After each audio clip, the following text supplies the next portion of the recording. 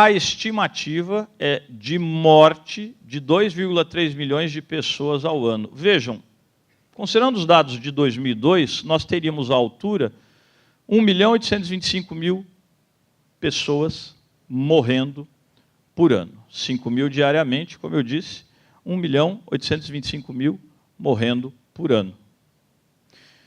Dados de 2017, 2,3, portanto, 2.300.000 pessoas morrendo por ano. Em 15 anos, meus caros, um incremento de 30% no número estimado de mortes anuais no trabalho. 30% de incremento em 15 anos. Então, vejam, temos evolução da medicina, evolução da tecnologia, supostamente evolução da legislação. O que está acontecendo?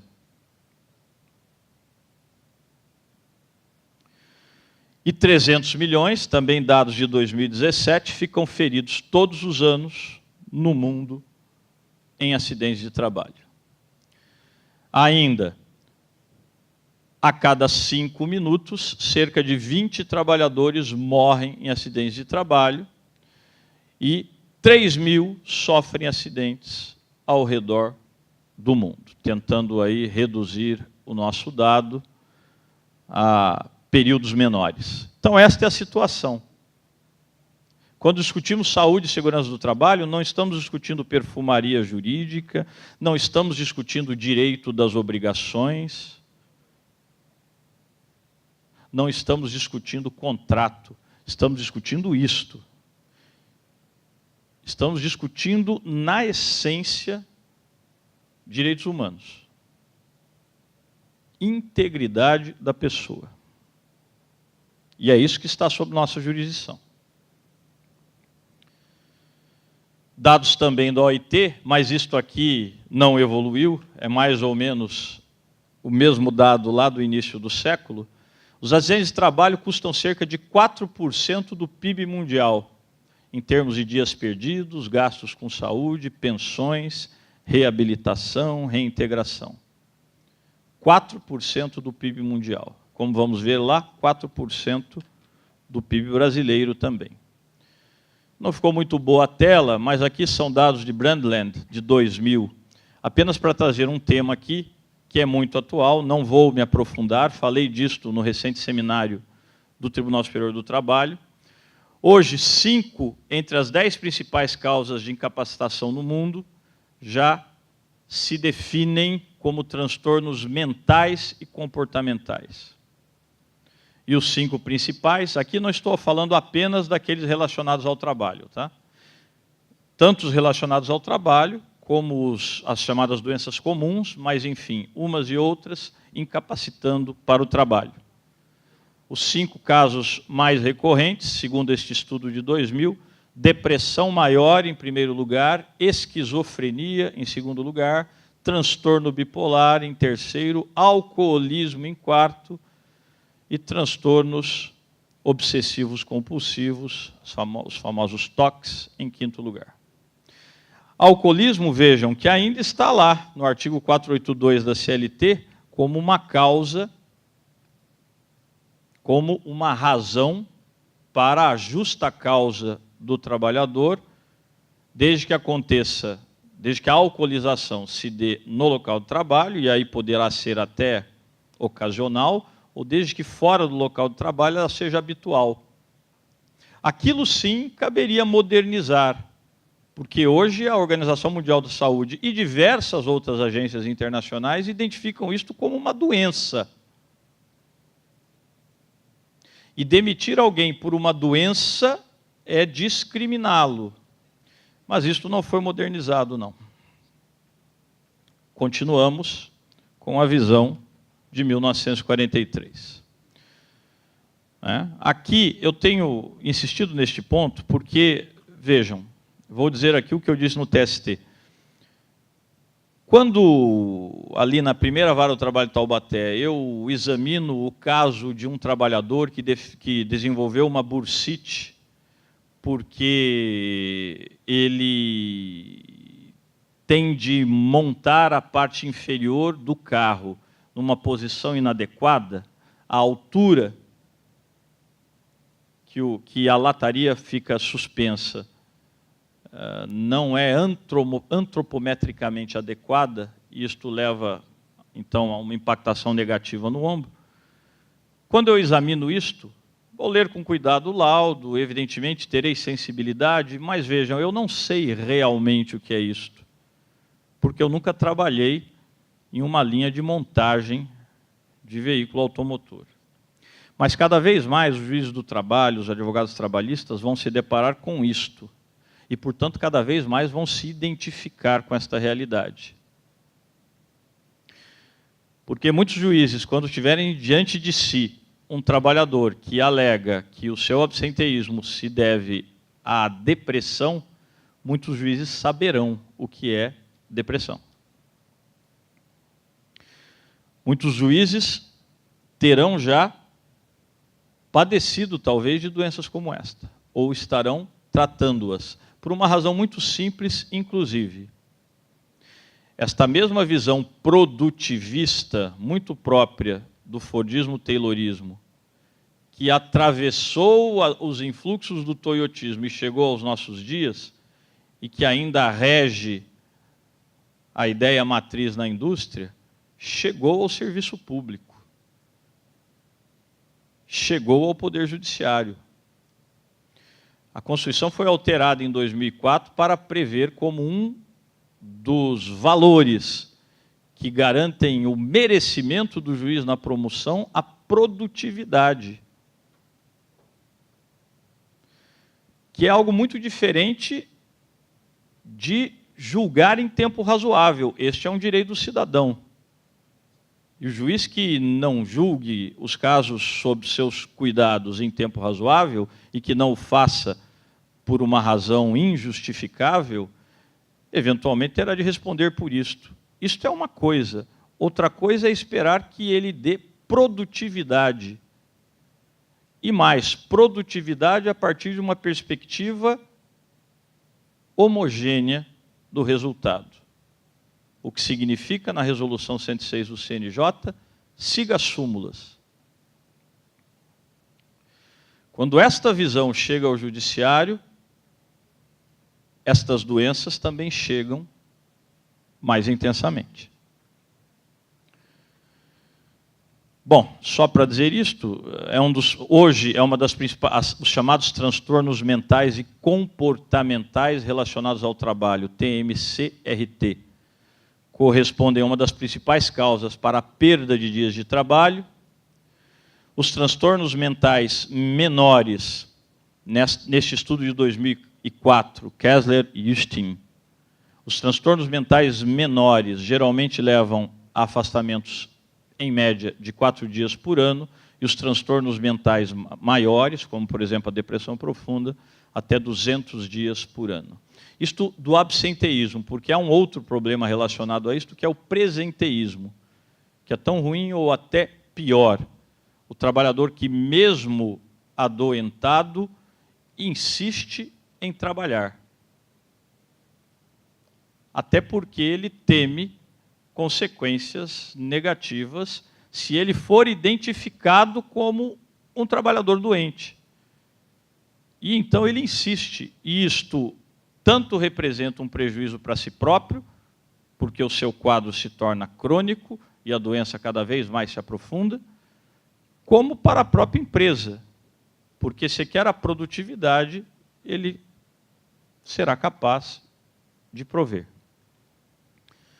Dados do Brasil, de 2002, só para fazermos aquela correlação, a altura 7,2 bilhões de reais em benefícios do INSS eram gastos com trabalhadores acidentados e com aposentadorias especiais em razão das condições de trabalho a que eram submetidos. Perda com acidentes e doenças relacionadas ao trabalho correspondiam, então, confirmando o dado da OIT, até 4% do produto interno bruto.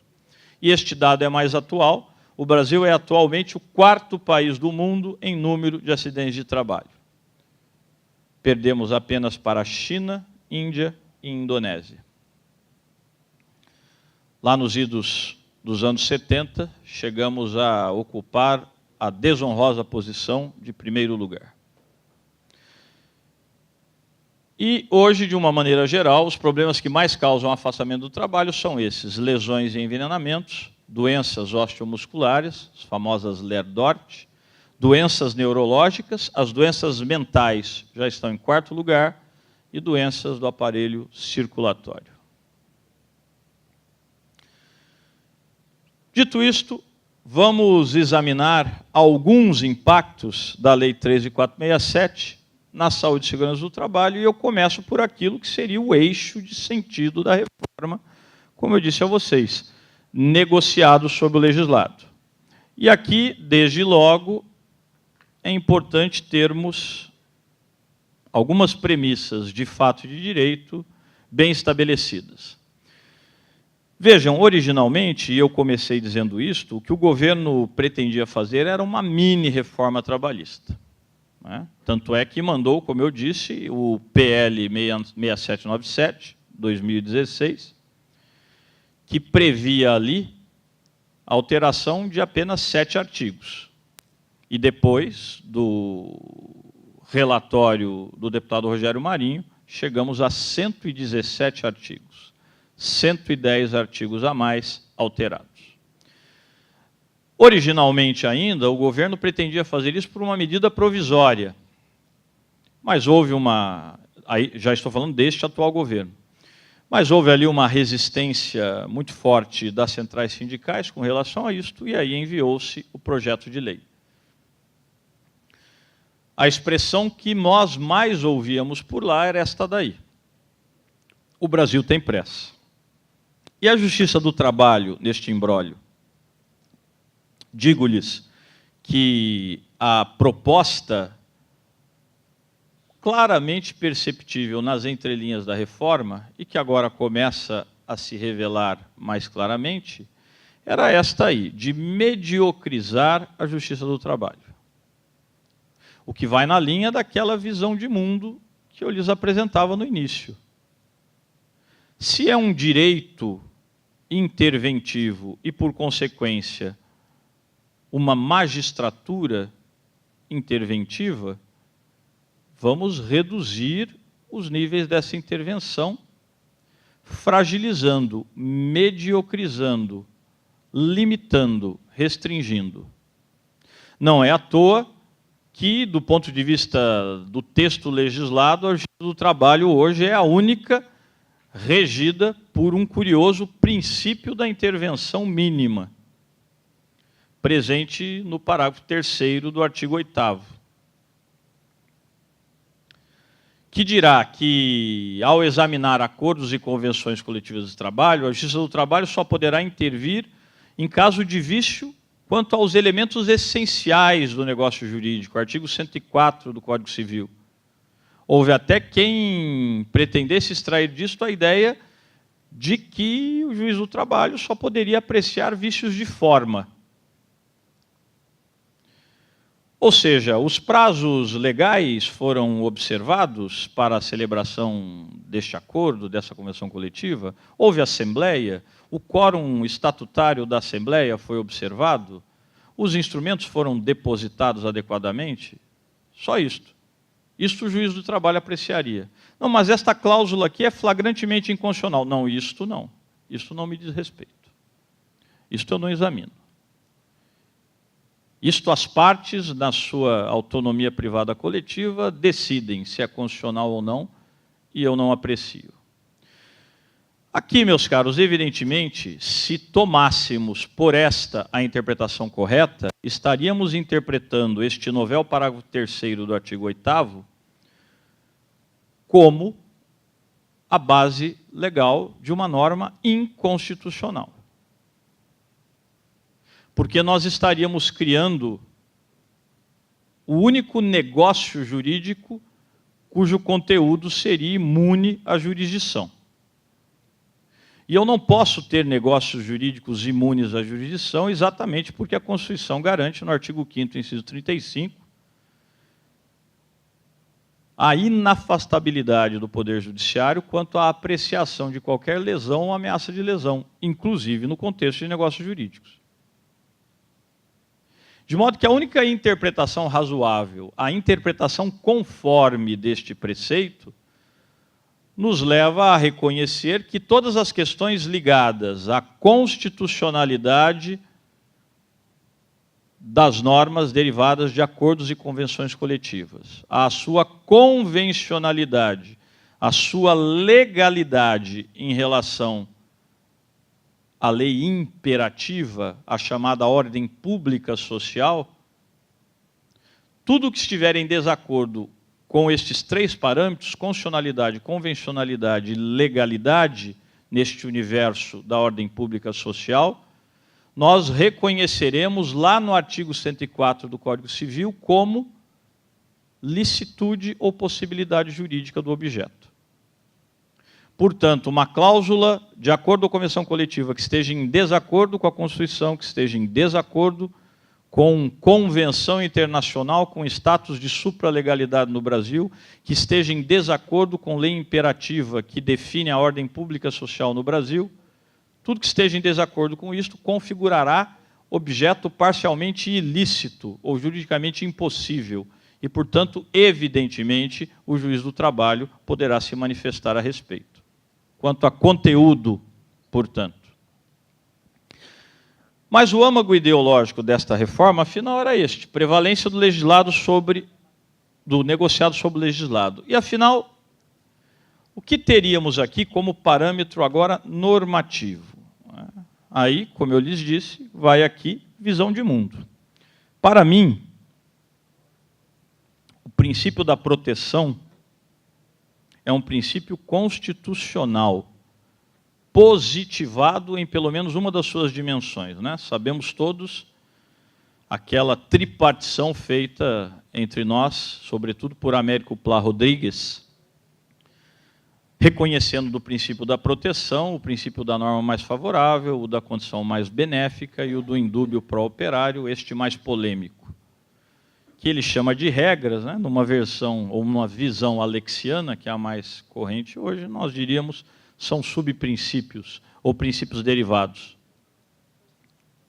Pois bem, o princípio da norma mais favorável, que é uma dimensão, uma manifestação do princípio da proteção, este, a meu ver, está claramente positivado no texto constitucional, no artigo 7º, quando ele diz que os direitos dos trabalhadores urbanos e rurais são estes, deste elenco, sem prejuízo de outros que visem a melhoria da sua condição social. Ou seja, cidadãos brasileiros, os direitos trabalhistas garantidos a todos os trabalhadores urbanos e rurais são estes definidos aqui nesta fonte formal, Constituição da República, além de quaisquer outros que melhorem a condição social do trabalhador. Qualquer outra fonte formal do direito que validamente disponha sobre questões trabalhistas e disponha de modo a melhorar a condição social do trabalhador, prevalece, inclusive, sobre a fonte formal constitucional. Esta foi a opção do Constituinte originário. Poderia não ter sido, mas foi. Portanto, o princípio da proteção, e particularmente o princípio da norma mais favorável, a meu ver, tem positividade expressa constitucional. Está no texto da Constituição. Então, vejam, já por aí, numa interpretação lógico-sistemática do próprio artigo 7º, vamos reconhecer que o vetor do direito do trabalho é um vetor promocional. Eu digo isso aos meus alunos na graduação. O direito do trabalho tem uma função garantista, mas tem uma função promocional. E a função promocional, o vetor promocional do direito do trabalho, tem por matéria-prima essencial a negociação coletiva. A negociação coletiva deveria servir basicamente para a melhoria das condições sociais. O presidente do TST recentemente disse, e disse também nesta entrevista à Folha de São Paulo, que não é possível ter sempre mais e mais direitos, que se for por aí, toda empresa vai quebrar, que este é o equívoco. Então, haverá momentos em que os direitos serão retirados e depois serão devolvidos. Permitam-me, com todo o respeito, primeiro, mesmo com toda essa modificação legislativa, os senhores percebem, naquele gráfico original, que a compensação real da hora evoluiu. Não significa que até o final do século um trabalhador vai ter no Brasil um salário mínimo de 100 mil reais. Significa que em uma realidade plural, multissetorial, estes benefícios vão se construindo nos elos frágeis da corrente. E assim ela vai sendo fortalecida. E isto é devolvido em ganho numa visão tipicamente capitalista, como os senhores também perceberam no gráfico. Então não tem nada de estranho em dizer que um direito tem um vetor promocional. Ou nós vamos dizer assim, vejam, a proteção à criança e adolescente, ela não pode ser sempre crescente. Em algum momento, a sociedade não vai suportar. Aí, neste momento, retroage-se. Em relação ao consumidor também.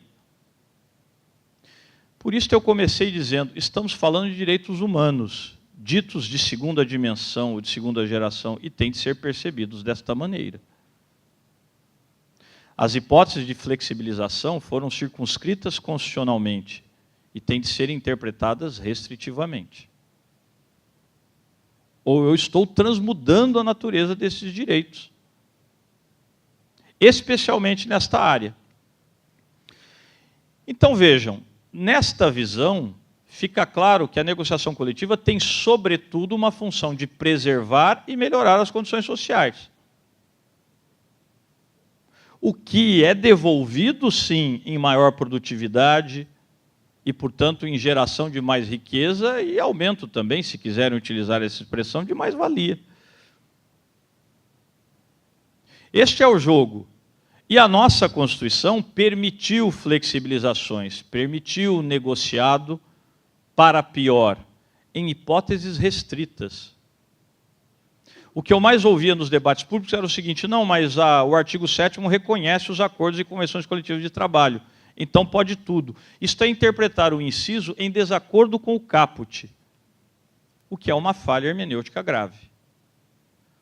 O vetor de sentido do direito do trabalho foi dado pelo caput e não pelo inciso. De modo que, eu já antecipo a vocês, o que está no artigo 620 da CLT também me parece inconstitucional.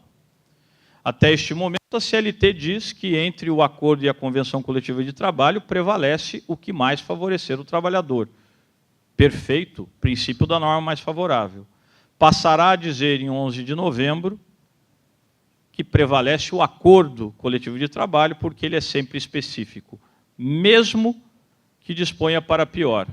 A meu ver, está frontalmente violando o texto do caput do artigo 7º. E aqui, para não ser apenas eu a dizer, um dos maiores juristas franceses, Jean-Jacques Javillier,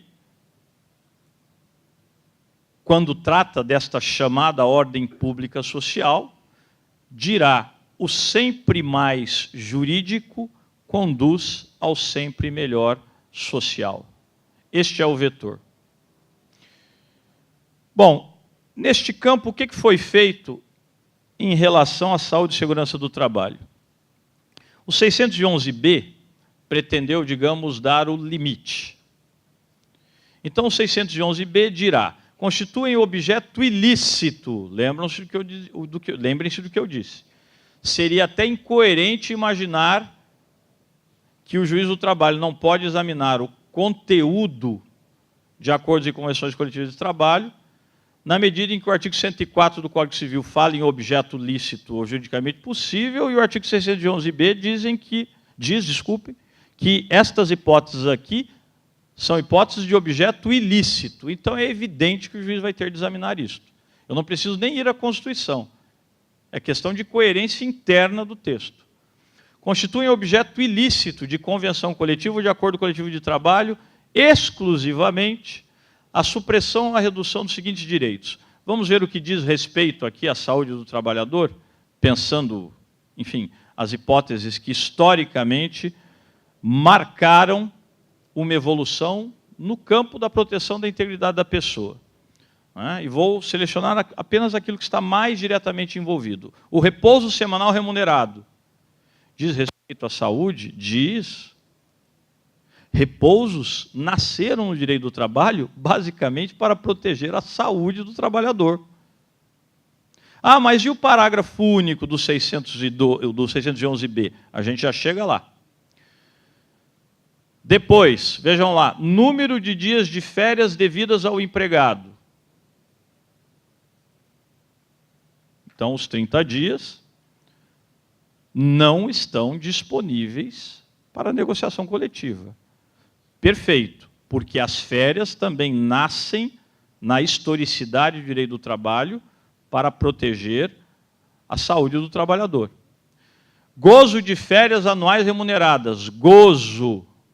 Férias têm de ser essencialmente gozadas e não indenizadas. Proteção do mercado de trabalho da mulher. E aí, senhores, vejam, lá abaixo eu ainda coloquei proibição de qualquer discriminação no tocante a salário e critérios de admissão do trabalhador com deficiência. E ainda coloquei, ressaltei no inciso 24, medidas de proteção legal de crianças e adolescentes. E ainda, no 25, igualdade de direitos entre o trabalhador com vínculo empregatício permanente e o trabalhador avulso. Mas o que isso tem a ver com saúde e segurança do trabalho, Guilherme? Tem tudo a ver. Já está adquirido